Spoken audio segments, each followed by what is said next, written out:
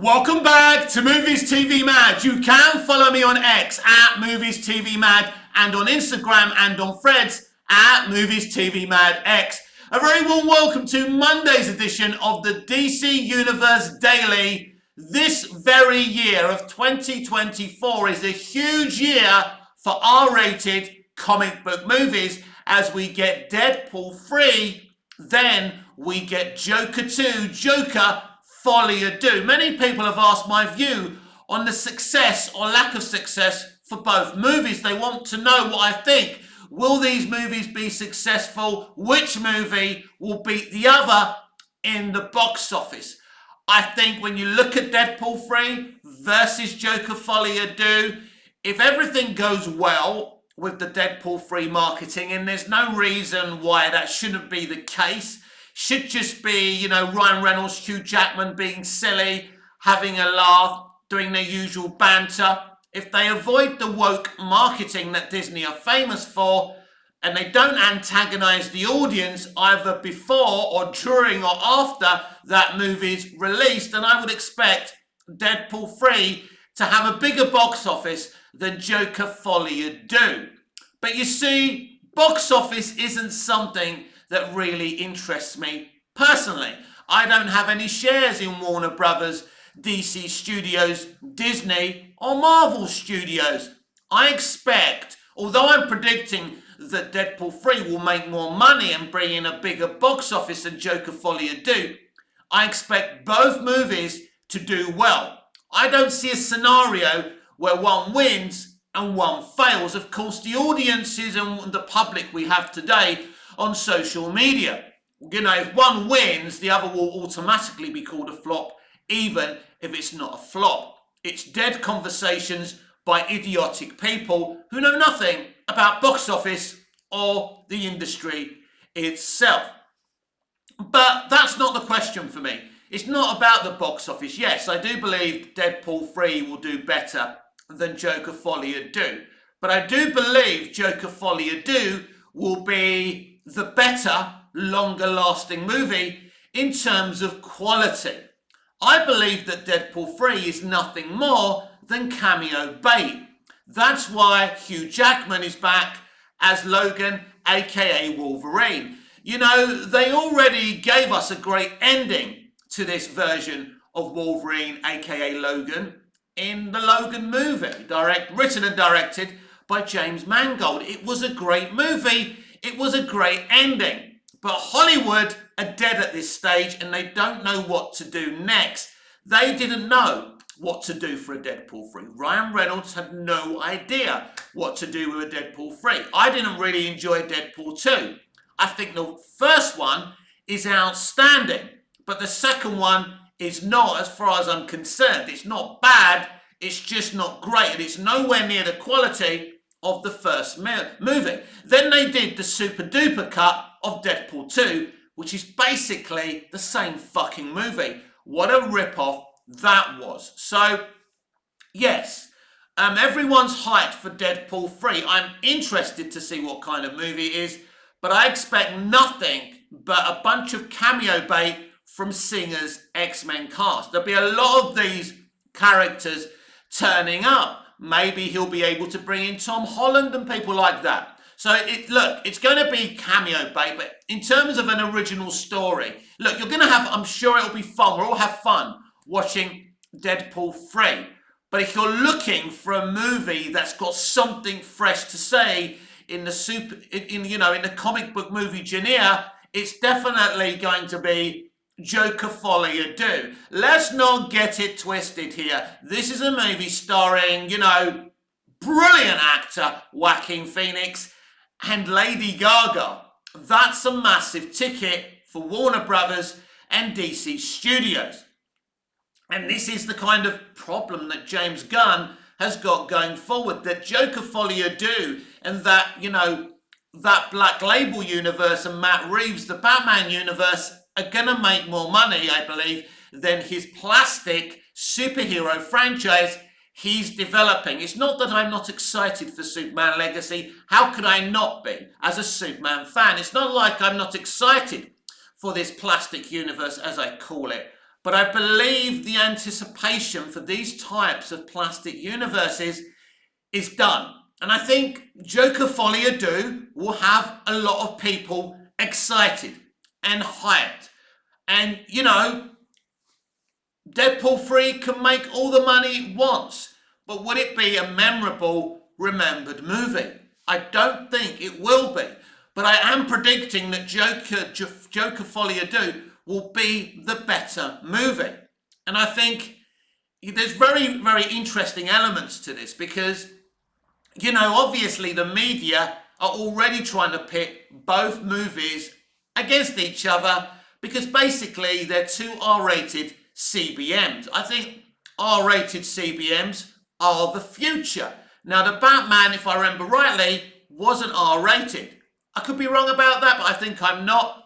I think that was the case. But I do think those types of movies, even the Batman, those types of CBMs are the future. And I don't believe like something like Deadpool 3, which is going to be R-rated. So you'll get some blood and some violence, but it won't be in the quality of the first movie. That's what I'm attempting to say.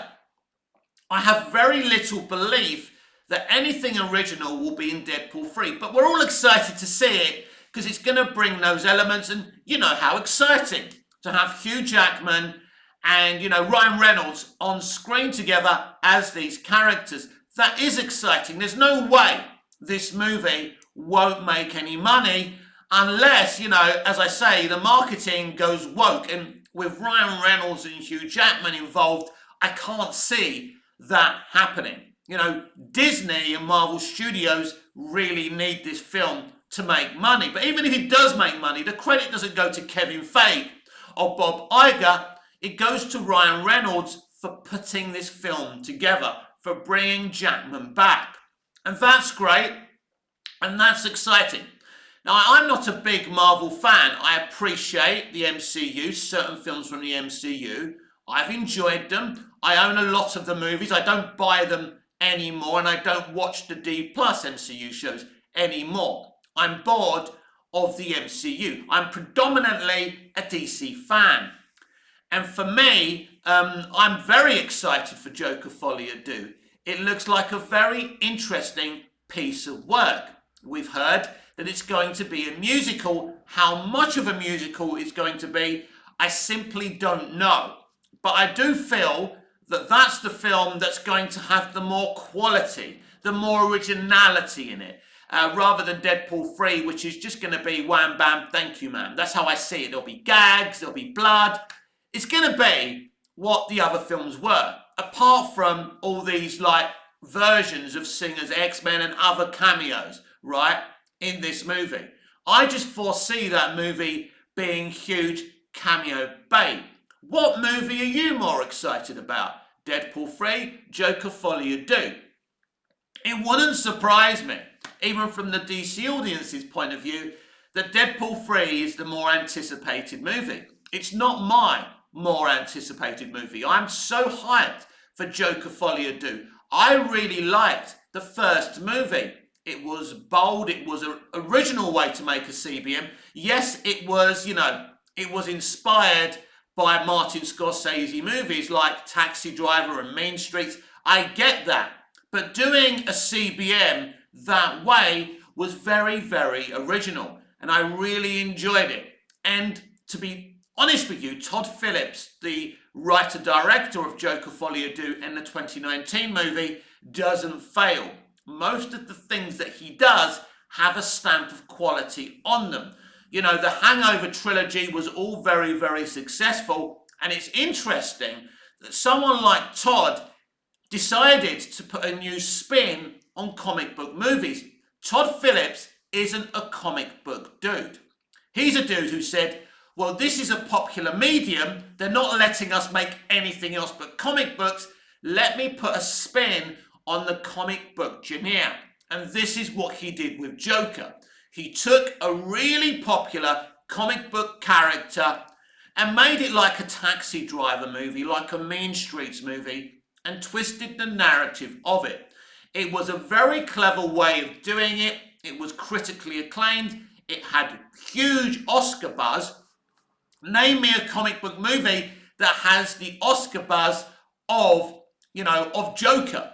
I mean, we know Black Panther had a lot of Oscar buzz, but for the wrong reasons. The only reason that Black Panther was ever going to be honoured by the Academy, not because it deserved to be honoured, but because of the diversity within the movie. Let's at least be honest about that. I mean, how many Marvel movies do you see and you go, yeah, that should be critically acclaimed? Why didn't it win an Academy for this? And why didn't it win an Academy for that? And this is the thing. You don't expect Deadpool 3 to be getting Oscar buzz. And it won't, because it won't be that type of movie. I believe the whole situation around Hugh Jackman's Wolverine, aka Logan, and bringing him back into that movie is very, very risky. This is where Reynolds could get criticism once people start seeing the trailers, but especially the movie. Because I think all of us who appreciate and value Hugh Jackman's performance as that character kind of thought, right, he's done after Logan. He said he was done after Logan. He kept on saying he would never come back again. And even, even the writer-director of Logan isn't too happy this is happening. But this is what they're doing today. They don't have an imagination. They don't put in the effort to be original. So he could have made an awesome Deadpool 3 using different Marvel, he could have been marrying like Marvel Studios characters with this new Deadpool movie to help push Marvel forward. I don't see how this helps the MCU. The only way this actually helps the MCU if Spider-Man's involved, maybe the other older versions of Spider-Man or something like that, or like the characters and actors involved in the MCU today. Bringing back Wolverine, bringing back Hugh Jackman may be huge for box office, but it's the same kind of mentality as putting Michael Keaton in the Flash movie. Remember how that worked out. It's still shocking to me that the audience were clever enough to understand that Keaton was merely cameo bait, and nobody went to cinemas to watch Michael Keaton, a very popular version of Batman, because they knew why he was being put in that movie. And basically we saw the whole cameo in the fucking trailers anyway, mostly.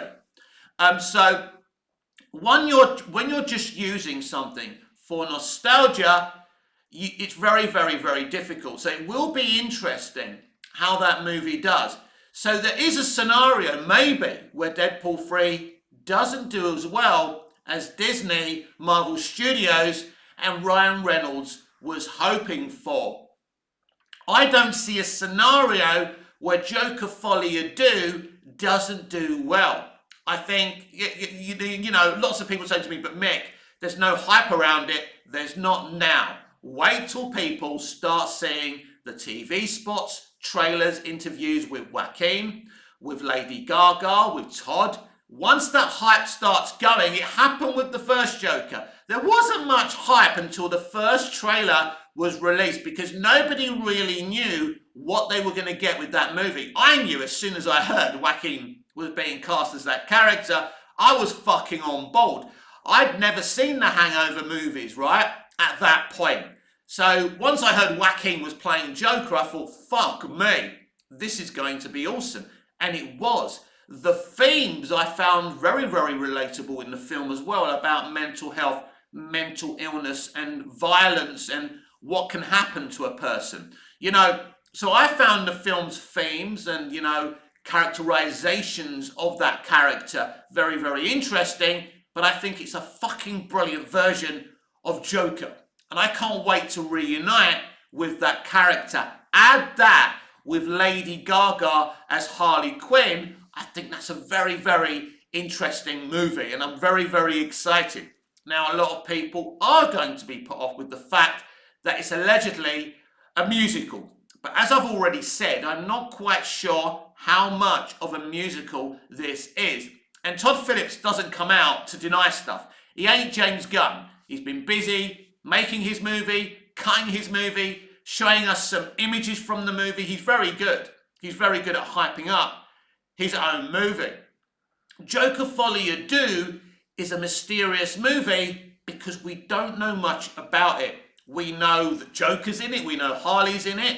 We know she's not going to be a psychiatrist, a shrink in this. She's not going to be Arkham's shrink. I think she's going to be an actual inmate in the movie, which is a big change from what Bruce Timm set up in Batman, the animated series originally. So that's interesting as well. It's a movie, it's a unique movie, it's something interesting, it's something we don't know about.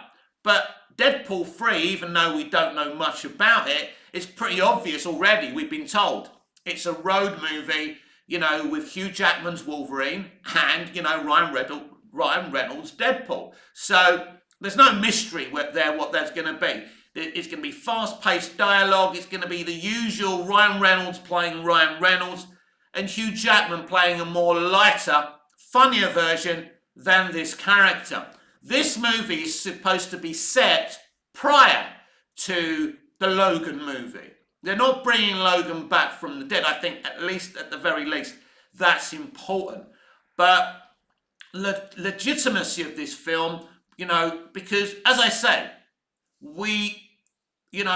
Mangold finished Logan's story beautifully.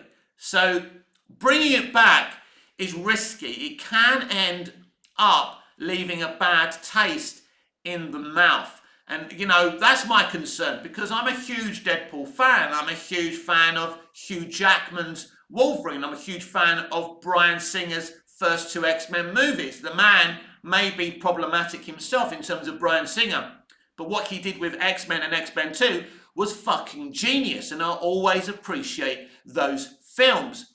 But there's a big risk here, and it does look like I said early on in the video, that, you know, it's a foregone conclusion. Deadpool 3 is going to make $1 billion, maybe even more. Who knows? But there's another risk that it doesn't do as well as some of us think it is going to do. Now, that's very, very unlikely. Looking at it right now, you think, yeah, this film is going to make a hell of a lot of money, and it's going to make more money than Joker Folie à Deux. Foregone conclusion. And I'm predicting that. And I believe, although Joker Folie à Deux won't make as much as Deadpool 3, I expect it to have a very healthy box office because there's going to be a lot of interest in that film. I expect it to make a lot of money. Will it be $1 billion like before? That's going to be very, very difficult. But Joker Folie à Deux and even Deadpool 3 won't be expensive movies. They wouldn't have been expensive movies to make. I don't think Deadpool 3 would have cost anything more than over $100 million to make. I'd be surprised because this is a Deadpool movie. It doesn't take much, you know, in terms of CGI or expensive, you know, production values. It wouldn't have cost as much as an Avengers movie or something like that. That's what I'm trying to say. And we know the first Joker cost just under $100 million to make. There's no reason why this movie's budget should be any higher. So there's a lot of space to make a huge profit for both movies. But it is actually kind of intriguing and interesting which movie will do better than the other. It is interesting to see if they both will be successful or one will be successful and one will fail. As I say, I don't expect either of these movies to fail. I actually think it's an impossibility for either of these movies to fail. Because even though people, I think, are kind of fed up of comic book movies, especially the bad ones. We've seen a lot of bad, lame, mid-comic book movies recently. I don't expect Joker Folie à Deux or Deadpool 3 to be those types of movies. I expect Deadpool 3, at the very least, to be entertaining. I don't expect anything else but pure entertainment from Deadpool 3.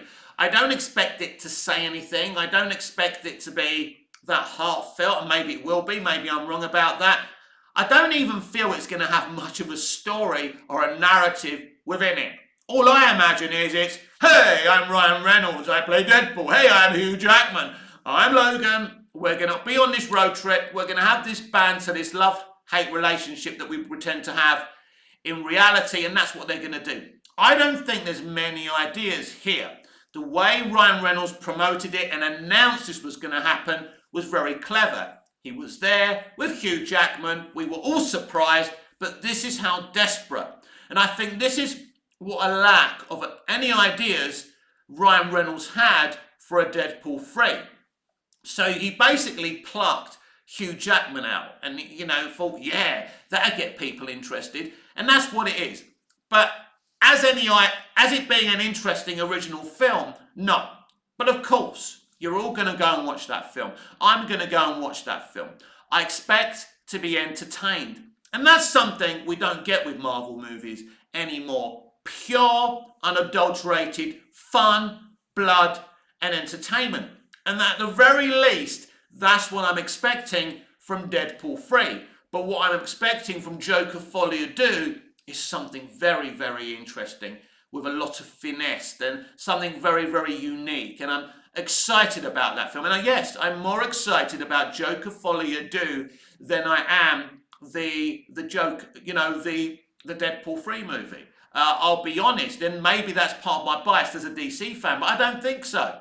I just think, as someone who's grown up on watching a certain type of movie, I like my movies to have something, to have depth, to have great characterizations, to be interesting, to have themes and, interesting commentaries like the first Joker film did. So for me, my excitement level is up there for Joker Folie à Deux, and it's kind of there, if you like, for Deadpool 3. I'm still hyped for Deadpool 3. I think it will, as I say, be an entertaining, violent, bloody movie. Everything that you would expect for a Deadpool movie, but I don't think it's going to be very, very memorable. But it will be, at the very least, interesting which movie does better than the other. But this is the year of the R-rated movie. Who wins in the end? It's going to be us who decide. Now, in the final part of the video, I want to talk about James Gunn's biggest problems within creating this brand new plastic franchise and making it, successful. I've kind of mentioned this a couple of times already. I think Man of Steel is going to be Superman Legacy's and James Gunn's biggest problem. Because the older Man of Steel gets, the more popular and loved it becomes. And not everybody loves Man of Steel or what Snyder did with the DC Snyderverse. But it's getting more and more fans and more of an appreciation. And I think it's interesting. I think that Snyder, Goyer and Nolan and Bryan Singer with Superman Returns, and then Goyer, Nolan and Snyder with Man of Steel had to face the ghost of Dick Donner and Christopher Reeve, a ghost everyone working within the parameters of Superman has had to deal with since year dot. I think with Superman Legacy, it's actually the memories of Man of Steel and the iconography of Man of Steel that is the biggest challenge for James Gunn. Now, this is why James Gunn is trying to do something a little bit different. Have a living, breathing DC universe. Have a Superman that's been active for about a year. It's about the same as Matt Reeves' idea for the Batman. That's why we had a year 2 Batman rather than an origin story. Because they don't feel they can do the origin justice. And as I say, if you don't feel you can do the origin justice, don't do it. Avoid it. And I believe this is one of many reasons James Gunn is avoiding doing an origin story, but that could hurt Superman Legacy. It may do it a favour. We simply don't know. But I think people are starting to put Man of Steel on the pedestal that Superman the movie has always been on. And that's the biggest danger and challenge for James Gunn. That Superman Legacy will be heavily compared to Man of Steel. Now it's clear both movies are going to be very, very different. The Superman Legacy is going to be nothing like Man of Steel. But, I think that's the movie it's going to be compared to rather than Superman the movie. Man of Steel is a very contemporary look at Superman. It deals with modern day contemporary themes about a first contact story, about can we trust this all powerful alien. They're the themes of Man of Steel, and those themes continue in Batman vs. Superman Dawn of Justice. And I think as people look back on Man of Steel, and I was never the one who had an issue with Superman killing Zod, but it was always my belief that that incident within the movie cost the movie around 300 million. I think without killing Zod, that movie makes around $1 billion or just under $1 billion. Snyder can carry on. Nolan and Goyer would have carried on with him, and the DCEU would have been in a more healthier position now. And there will be no gun. There will be no Saffron. There would have been no Walter Hamada. There would have been no Justice League. But credit to David Goyer, he stuck to his guns and he wanted Superman to kill Zod for his own reasons, because he was making a contemporary movie. He wanted to give Superman within his narrative, his story and his script no choice but to kill this character. I would love to talk to David Goyer about his mentality around this, because I do believe it cost the movie a higher box office and a Man of Steel direct sequel, but I don't hate it. It is a shocking moment. It is a massive moment, but they never really reward the idea. You never really get the impression that they touch that idea again. They don't even talk about the fact that Superman killed Zod within the universe. And I think if Nolan and Goyer came back for a direct Man of Steel sequel, those themes would have been touched on. And Zack Snyder kind of went down a different way, because Zack Snyder took over, really. Because it was Nolan and Goyer really running the show, while Snyder, did the visual language for Man of Steel. But then Goyer and Nolan left the franchise because Man of Steel didn't make the money WB wanted, and WB blamed Goyer and Nolan rather than Snyder. So that's a very interesting situation as well. And so that's what happened there. But still, I think there's a lot of people who love Man of Steel. And I think there's a lot of people who, are going to be looking at Superman Legacy and thinking, do I like this film? Well, in Man of Steel, they did this. In this film, they're doing that. Do I like what they're doing here? And I think that's going to be the very real and interesting thing that they do with this movie. And I think in comparison terms, I don't think Superman Legacy is going to be compared with Superman the movie. It's going to be compared with Man of Steel. And I think that comparison could be, let's say, not do Superman Legacy any favours. And we'll have to wait and see what happens there. But I think we're talking about a couple of more years' time as well. So July 2025, and I think that moves totally away, if you like, from Superman the movie even more. And I think in 2 years' time, even more people who hadn't originally seen Man of Steel would have seen Man of Steel. And look, I think in terms of bringing the band back together, I think it's difficult because, Henry Cavill is getting older, probably too old to play Superman again, if you think about it. But I think at the end of the day, I think in terms of the iconography of Man of Steel, and if people start comparing, Superman Legacy and Man of Steel, it could be problematic to James Gunn. And I think that's a very, very interesting situation. Yes, I do think it will be very hard to bring Henry Cavill back, even if you sold Snyderverse to Netflix. I think it would be very hard at this stage for him to play Superman again. If he could do it now, that's different, but he ain't getting any younger. And for example, who wants to see a 45-year-old, Superman? If it was to be done in the next 2 years, maybe they'd be able to get away with it. But I think, I want Superman Legacy to succeed. I want what James Gunn's doing to work, to be epic, to be awesome, for me to enjoy it. But there's a lot of doubt around that right now until we see exactly what James Gunn is attempting to do.